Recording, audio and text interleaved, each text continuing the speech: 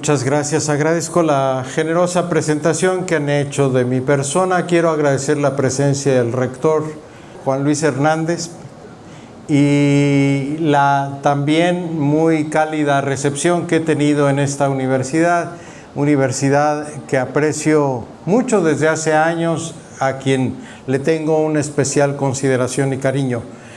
Les agradezco a ustedes, estudiantes, hombres y mujeres que han venido a esta lección breve, que eso significa lectio brevis, que es una lección inaugural de los cursos que ahora están empezando.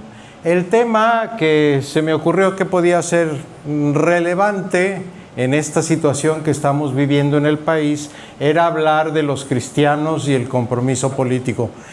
Hablo de los cristianos porque nuestras universidades, la Ibero, el ITESO, la AYUC, Echalco, son universidades de inspiración cristiana. Pero como saben todos y todas, están abiertas a cualquier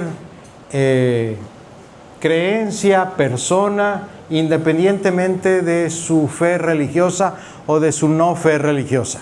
Entonces también pienso que esta exposición puede ser de interés para cualquiera de ustedes, independientemente de si confiesa o no la fe en el Señor Jesús. Entonces, tengo 20 minutos, todavía no pongan su cronómetro, porque esto que acabo de decir no entra todavía en la exposición.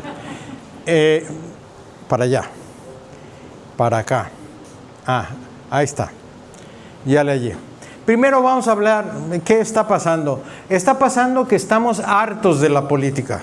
Estamos hasta acá de los políticos que la verdad es que pensamos que la política ha echado a perder a este país y entonces hay un enorme y profundo escepticismo. Está amenazada por el cinismo, es decir, no podemos hacer nada, no pueden cambiar las cosas, ya probamos de uno, ya probamos de otro y no se resuelven. No tenemos confianza en que las cosas van a mejorar, que vamos a cambiar el país que está sumido en la violencia, que está sumido en la división, en la polarización, etcétera. Y entonces estamos desilusionados, desencantados de la política y desencantados de la democracia. Y eso es algo que tenemos que reflexionar. ¿Por qué? ¿Qué consecuencias tiene? ¿Y qué puede ocurrir si continúa esto que estamos viviendo? El drama es que si nosotros dejamos la política en la clase política que conocemos, que viene del PRI, del PAN, Morena, Verde, etcétera, en realidad vamos a dejar la política, es decir, la vida pública, en manos de grupos que ya vimos que son grupos corruptos o que son ineptos, que no saben gobernar, o que son egoístas, que nomás ven por su partido, por sí mismo. Ese es el peligro mayor. Si nosotros nos desentendemos, les vamos a dejar las cosas, dice el doctor Juan Luis Hernández, a los peores. ¿Han oído usted que dicen la caquistocracia? Bueno, ese es viene de caca, exactamente. Más bien del griego, kakistos, lo peor, viene la palabra que nosotros usamos para caca. La crisis actual no empezó ahorita, empezó hace años, no es nada más que estemos hablando mal de los de Morena. El tema es que empezó con una ideología que decía que el Estado y los gobiernos nomás tenían que aplicar las políticas dictadas por los organismos internacionales, que eso era el neoliberalismo, un modelo que deja al gran capital desregulado, las manos libres para que haga lo que quiera. Entonces, desde ahí dejaron de hacer política los gobernantes para obedecer los dictados que venían desde los grandes organismos internacionales financieros y desde otros lados del mundo. Entonces, esa política, la de aplicar los dictados del Fondo Monetario Internacional, del Banco Mundial, nos llevó a la crisis que explotó en el 18, que fue cuando todo el mundo se lanzó a votar en contra de esos que desde antes habían entregado el país, y votaron por una fórmula que era la de Morena o Andrés Manuel, con la idea de que iba a poder cambiar esta situación. Por lo menos eso fue lo que pensó el 70% de los mexicanos. Y resulta que no funcionó. Pero como digo, la falta de credibilidad en la política empezó de antes. Por cierto, anuncio, todas las fotos que van a aparecer aquí son fotos de grafitis que yo tomé con mi celular. Entonces, que son un retrato de la realidad. Si hay algunos ofensivos para ustedes, les ruego me disculpen. Como que ya no se espantan de mucho los jóvenes de ahora, entonces tampoco me preocupa demasiado. Pero bueno, son fotos que hablan de la realidad del país. Entonces, el desencanto comenzó ante las políticas intervencionistas de un Estado obediente a las instituciones financieras multilaterales que tomaban decisiones fuera del país y nomás aquí las imponían. El aspecto más serio de la crisis que vivimos es que se hundió la confianza que la gente debe de tener en la propia gente y en su capacidad de movilización, de propuesta para que las cosas funcionen. Hay una crisis de la población en sí misma. Ya pensamos que no podemos hacer nada, que no hay nada, que ¿para qué hacen marcha? ¿Para qué hacen grafitis, lo que sea? Esto no se va a resolver. Eso es probablemente lo más grave. Y al mismo tiempo hay una, como dije, confianza generalizada en la política y en los políticos. Ahora, ¿qué dicen la tradición cristiana sobre esto que estamos viviendo? ¿Qué dice sobre la política? Entonces voy a ir muy rápidamente citando algunas figuras. Voy a empezar con Jesús de Nazaret. En el Evangelio, si creen en Cristo es lo de menos, ¿o no? Bueno, es importante, por supuesto que es importante. Pero la figura, la persona de Jesús de Nazaret, ¿qué decía sobre eso? ¿Qué dice el Evangelio? Si buscan al crucificado, cuando van las mujeres al sepulcro, dice, aquí no está. Búsquenlo con ustedes en Galilea, allí lo van a ver. Y entonces es en Galilea donde transcurre la mayor parte del ministerio público de Jesús.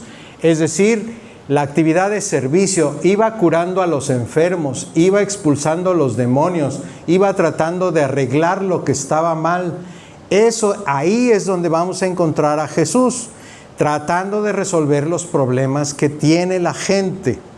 Esa es una primera cosa que dice. No lo vamos a encontrar, perdónenme si a alguno les causa problema, pero a Jesús de Nazaret no lo vamos a encontrar en los rosarios, ni los golpes de pecho, ni los ayunos, ni nada de eso. Lo vamos a encontrar en Galilea, sanando a los enfermos, expulsando a los demonios, reconciliando a los que están desavenidos, anunciando la buena nueva de que Dios es papá, mamá de todos nosotros y no alguien castigador. Ahí lo vamos a encontrar.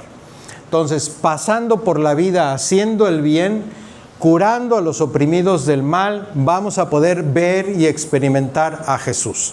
Es decir, en la vida pública, en la vida política nos vamos a encontrar a Jesús, y esto nos empieza a romper algunas de nuestras preconcepciones o prejuicios.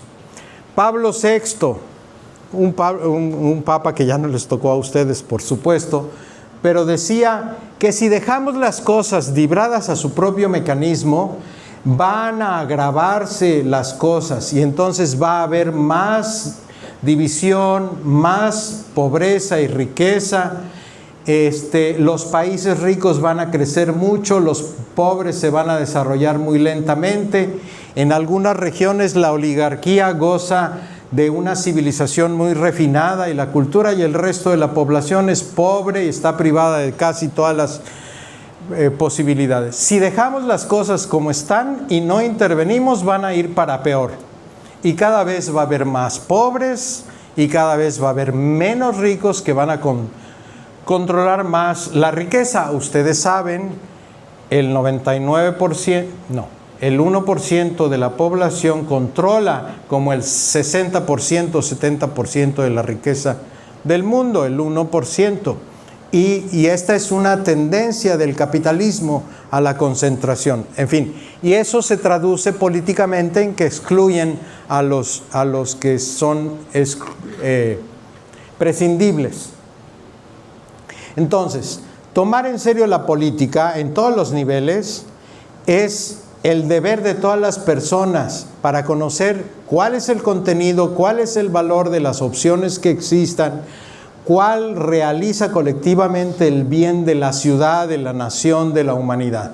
Entonces, entrar en la política exige una actitud de discernimiento de opciones distintas, y la política ofrece un camino serio, difícil, no el único, para cumplir el deber grave que tenemos todos y todas de que el cristiano sirva a los demás.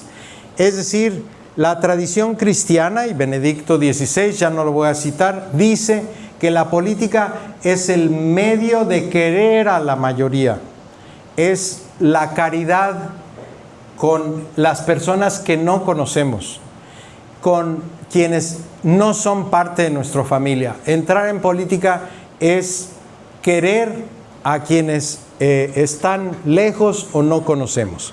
Entonces, también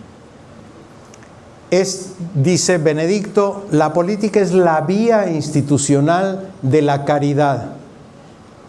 Entonces, es la caridad que encuentra directamente al prójimo fuera de las mediaciones institucionales de la poli. Más bien, allí es donde se hace la caridad. El Papa Francisco dice, la política, si se lleva a cabo en el respeto fundamental de la vida, la libertad, la dignidad, puede convertirse verdaderamente en una forma eminente de la caridad. Eminente quiere decir muy alta, la más alta.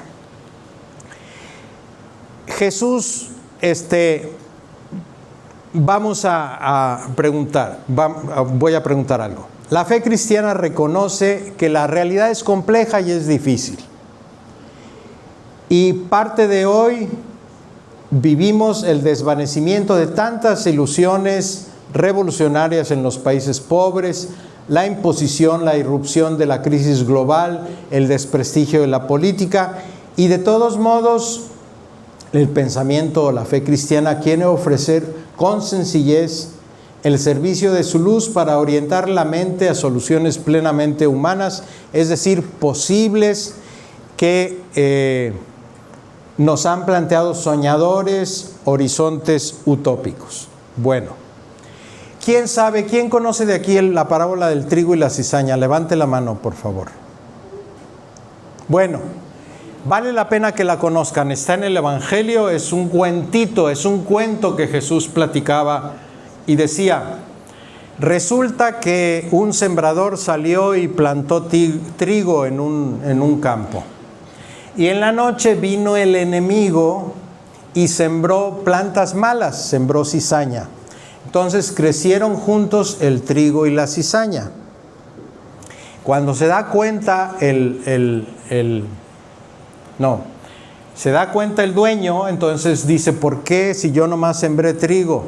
Y entonces le sugiere un trabajador, vamos a arrancar todo, vamos a arrancar la cizaña y vamos a dejar solo el trigo. Y el dueño le dice, no, porque si arrancas la cizaña vas a también arrancar el trigo y a la hora de la hora no nos vamos a quedar sin nada. Y entonces dice Jesús, así es la realidad, así es el corazón humano. Primero empiezo en el corazón. En el corazón al mismo tiempo tenemos cosas buenas y tenemos cosas malas. Y nunca las vamos a poder arrancar. Ahí están, porque si arrancamos lo malo, puede ser que nos tengamos que matar o algo así, porque ahí está. Entonces no se puede arrancar lo malo, van a crecer juntas las cosas. Lo que tenemos que esforzarnos es que el trigo sea más grande que la cizaña, que las cosas buenas sean mayores que las cosas malas. Vamos a la sociedad. En la sociedad también tenemos cosas buenas y tenemos cosas malas. Y lo malo no lo vamos a poder desterrar, no lo vamos a poder arrancar. Porque si lo arrancamos se acaba la sociedad, porque en la sociedad hay gente corrompida, hay gente mala, gente buena, gente que es mitad bueno, mitad malo, que a ratos funciona bien, que a ratos funciona mal, así somos todos y todas. Entonces, lo que sorprende de Jesús no es que pida que se acabe el mal. Lo que dice es que tengamos paciencia con el mal, que tengamos paciencia con el poder dominador, no porque haya que permanecer pasivos frente a ellos, sino porque hay que contar con él realistamente, sabiendo que lo malo no viene del que sembró trigo, sino de un enemigo que es el egoísmo, lo insolidario, la voluntad de poder y de dominio de muchas personas y grupos que se han convertido en poder dominador, estructurador de la sociedad. Entonces, no vamos a poder arrancar eso, hay que tener paciencia, hay que contar con eso, pero hay que actuar también. Es lo que dice Jesús. El poder es una criatura de Dios y puede ser usado como Dios manda para el bien de mucha gente o al revés, en contra del diseño divino de manera dominadora y para desgracia de mucha gente. Aquellos que se aprovechan del poder para sí mismos o para favorecer al crimen organizado o para favorecer negocios indebidos e ilegales. La parábola nos avisa que si en vez de promover el poder servicial queremos acabar con el dominador, acabaremos pervirtiendo el mismo poder servicial y convirtiéndolo en dominador. Es decir, si llegamos, perdón que ponga el ejemplo, no quiero molestar a nadie. No quiero molestar a nadie, es lo menos que me proponga. Pero si llega alguien para decir, aquellos antes eran horribles y yo voy a ser el mejor de la tierra y entonces voy a empezar a eliminar a todos y no sé cuánto, va a acabar pervirtiendo también la democracia, va a acabar pervirtiendo el poder, va a acabar afianzando el revanchismo y va a acabar excluyendo a quienes tendría que incluir y demás. Y eso nos pasó en este país. Entonces, promover y practicar el poder servicial con sabiduría y paciencia ante el inevitable rumbo dominador que con frecuencia toma el poder por la ambición es la tarea de los cristianos. El promover un poder de servicio con sabiduría y con paciencia. Ese es lo que tendríamos que hacer. Entonces, los cristianos tenemos una responsabilidad en la política. Todos los cristianos, cristianos y cristianas, por el hecho de ser humanos, humanas, tenemos que preocuparnos por el bien de todos y todas, es decir, por la política. Significa tratar de conseguir información buena sobre qué movimientos, qué liderazgos, qué partidos, qué candidatos, qué funcionarios, qué prácticas o programas tienen, equivale a hacer una auditoría sobre la política. Implica discernir de las distintas opciones políticas cuál trae mejor bien a la población mayoritaria en general, no a mí, sino a todos y todas como nación, como pueblo.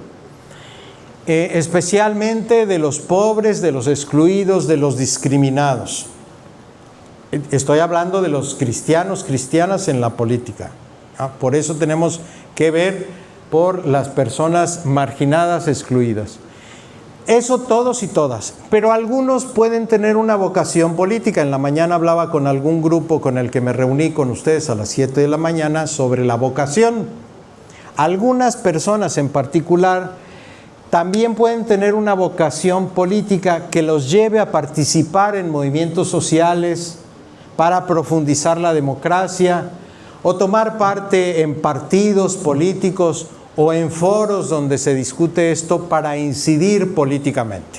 Ese es un paso adicional. Yo no digo que mejor, sino un paso adicional, que es el compromiso vocacional para el servicio político. Y significa tratar de buscar el poder político para usarlo como criatura de Dios en bien de los hermanos y hermanas, con desprendimiento, con honestidad, combatir la corrupción en la propia organización y eventualmente estar dispuesta a la renuncia.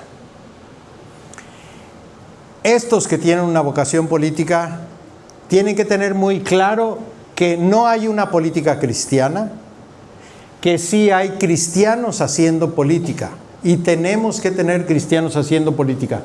Pero el Estado, para ser democrático, tiene que ser laico, porque hay muchas ciudadanas y ciudadanos que no tienen una confesión política, que tienen que ser incluidos y respetados igualmente, o que tienen una confesión de fe distinta de la de los cristianos. Entonces, el Estado laico tiene que estar separado de las iglesias, no está al servicio de las iglesias, porque se funda en valores pluralistas del respeto a todos y todas.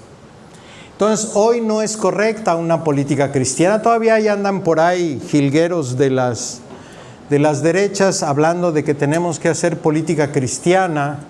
Hoy en la mañana hablaba de un Verástegui que algunos de ustedes identifican, o de partidos católicos que quieren hacer un Estado confesional al servicio de la Iglesia Católica, lo que es totalmente incorrecto. Entonces, no se trata de resguardar una fe religiosa, ni garantizar los derechos de la Iglesia, ni de una confesión en particular, porque hay muchas y muy diversas. Pero sí necesitamos cristianos que hagan política, dedicados al poder servicial en la política secular, no religiosa. Entonces, que el poder sirva a los intereses de toda la ciudadanía, que es plural, especialmente pobres y excluidos, y que tengan todas una vida digna, una vida en abundancia. Entonces, este es el criterio de la validación de una vocación cristiana a la política. Si tú eres cristiana y quieres hacer política, tienes que hacerla para servir a quienes más lo necesitan. Y ese es el criterio de una vocación, no para defender los intereses de la iglesia o del cura o de la monja, sino de aquellos que son excluidos, olvidados. Ya voy yendo hacia el final. Me brinco esta parte. No puede haber neutralidad política, ni podemos sustraernos de la política. Quien dice es que yo soy neutral y me da lo mismo, en realidad está poniéndose del lado del opresor, del lado del explotador, del lado del que tiene la sartén por el mango. Es como cuando ves a una persona pegándole a otra y casi la va a matar. Vieron a un luchador antier en Estados Unidos que le pegaba a otro y lo dejó en coma, etc. Si el referee no interviene porque dice yo soy neutral, lo deja que lo mate, en realidad se puso del lado del que le está pegando. Si nosotros vemos a alguien que está aprovechándose del más débil y no hacemos nada, en realidad nos estamos poniendo de parte del bully. ¿Me estoy explicando? No puede ser neutro, porque significa ponerte de una parte en el conflicto social, del lado de un lado. Entonces, tampoco podemos abandonar la política en la gente que solo tiene afán dominador o de beneficiarse o lo que sea.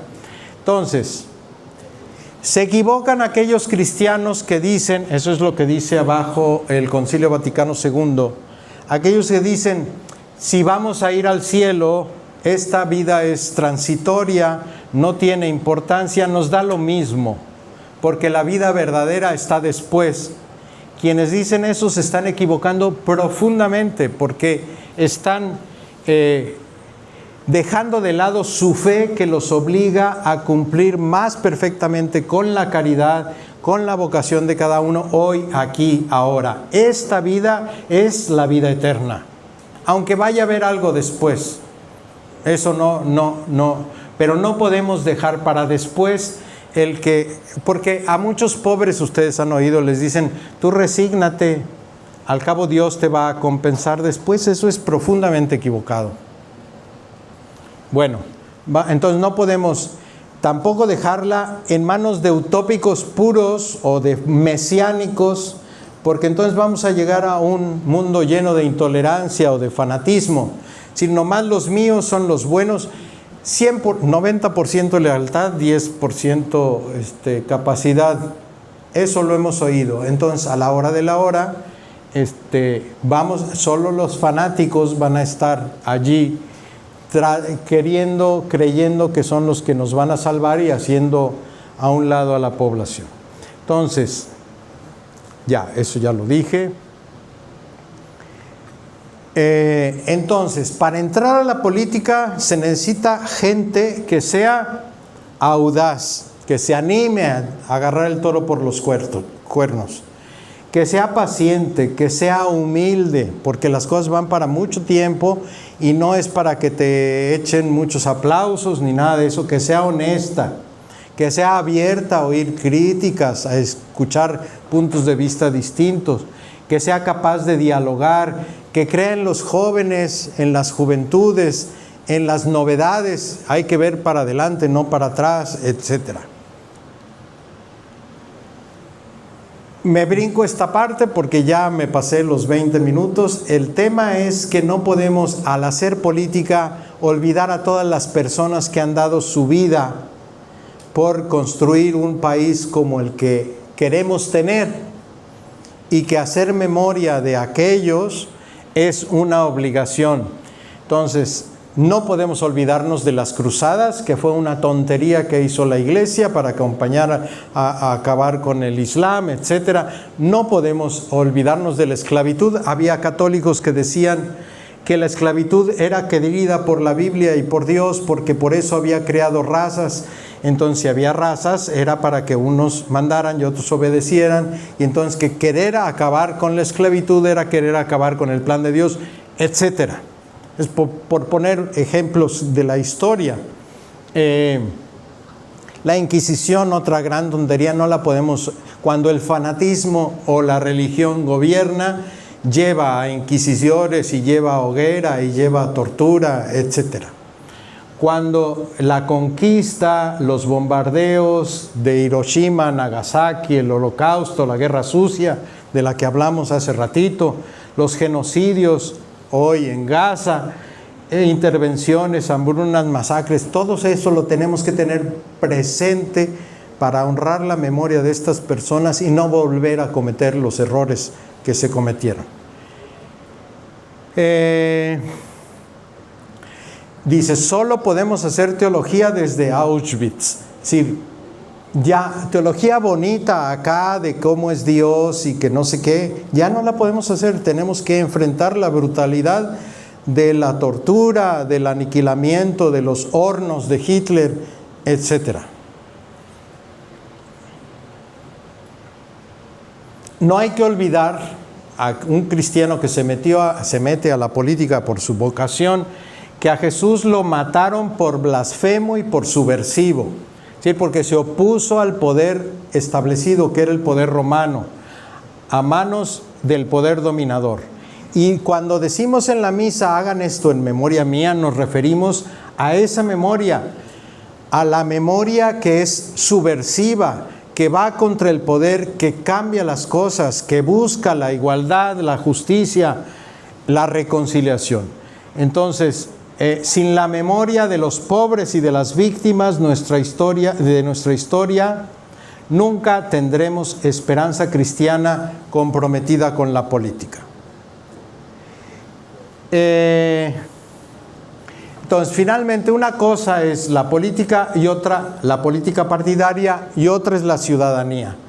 Para todos y todas, ciudadanos y ciudadanas, nos toca preocuparnos por la vida pública, por la salud, por la educación, por el agua, por los mercados, por la seguridad, también por la política, por votar o por no hacerlo.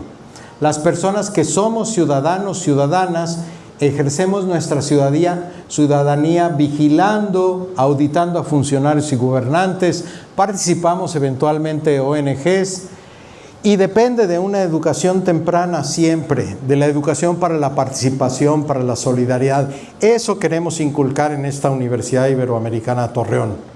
Una ciudadanía activa, participativa, consciente, que evalúe, que se involucre. Entonces, otra forma de corrupción, y con esto concluyo, es ser sumisos frente a lo que ocurre. Meternos al confort de mi vida tranquila, sin involucrarme, aunque estén estas cosas de la fregada, aunque sean los peores corruptos los que estén. Si yo no hago nada, es otro modo de corromperme, de hacer triunfar el egoísmo y de tomar partido en favor de estas personas. Si quieren consultar más, doy 3 libros o cosas que pueden consultar de 3 personas ilustrísimas que ustedes conocen. En realidad el ilustrísimo es Juan Hernández Pico, a quien ustedes conocen bien en esa Esperanza Cristiana y Compromiso Político, de un servidor que pueden encontrar en la revista Christus, ese artículo, y de su rector, que también tiene una epistemología de la esperanza en la revista de aquí. Muchas gracias y aprecio su paciencia.